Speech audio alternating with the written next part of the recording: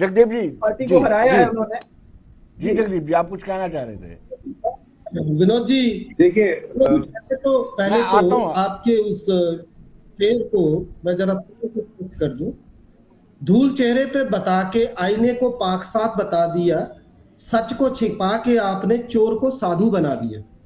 पहले तो जरा ये समझ लें। दूसरी बात, यहां जो अमिताभ भाई हमारे बैठे हैं, जी ये मुझे एक बात का जवाब दें। आज मैं स्पष्ट करता हूं, दो बातें हैं आपके पास जब आप कांग्रेस को घेरते हैं, एक आपातकाल, दूसरा 1984।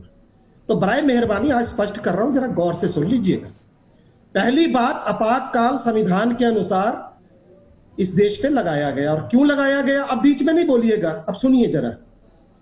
जब जेपी नारायण रामलीला ग्राउंड में बैठकर देश के सुरक्षा बलों को सरकार के खिलाफ जाने के लिए कहें, जब 20 दिनों की इंडियन रेलवे की ऐतिहासिक हड़ताल जॉर्ज फर्नांडिस करवा दे, जब देश की मौजूदा प्रधानमंत्री को 6 सालों के लिए केवल इसलिए निलंबित किया जाए कि उनका मंच ऊंचा था, तो उस आपातकाल पर आप सवाल उठाने से पहले जरा सोचिएगा। रही बात 1984 की, अडवाणी साहब ने अपनी जो जीवनी लिखी है उसमें उन्होंने एक फोटो छापा है, जरा निकाल लीजिएगा, जिसमें अडवाणी जी और वाजपेयी साहब अमृतसर की धरती पर खड़े हैं और पीछे बैनर लगा है मरकजी सरकार से यह मांग करते हुए कि यहां पर फौज भेजी जाए।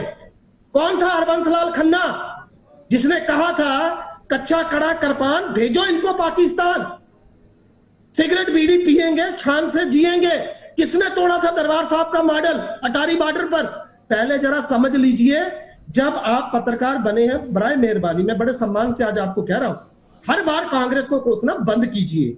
अगर आप इतना ही ज्ञान बांटने पर आमादा है तो बराए मेहरबानी पहले इनसे जरा ये पूछ लीजिए आज कि ये जो संविधान की हत्या हो रही है, अभी आपने कहा प्रधानमंत्री जो है उससे पहले पार्टी का जो प्रमुख है वो हाथ मिलाता था।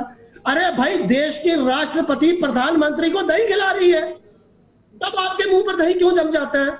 और अपना विक्रम जी, आप एक बात बता दीजिए मुझे, बस एक सवाल आपसे। मध्य प्रदेश में आपने 750 रुपए का एक चमचा खरीदा, क्यों खरीदा भाई? कमी है आपको चमचों की?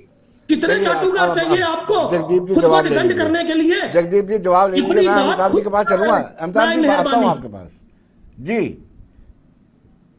विक्रम जी, इन्होंने अपनी गलतियों को दो जगह ही कन्फाइंड कर दिया, एक इमरजेंसी और दूसरा 1984, और बाकी जो संवैधानिक बदलाव किए थे। जी अब जगदीप जी की एक विडंबना ये है कि ये आम आदमी पार्टी से आए हैं, तो अपनी लॉयल्टी कांग्रेस को प्रूव करने के लिए वो रिसेंट एंट्रेंट है कांग्रेस में, तो इनको ये लगता है कि मैं जितनी जोर से प्राइम मिनिस्टर को गाली दूंगा, जितनी जोर से ईवीएम को बोलूंगा, उतने नंबर कांग्रेस में बनेंगे।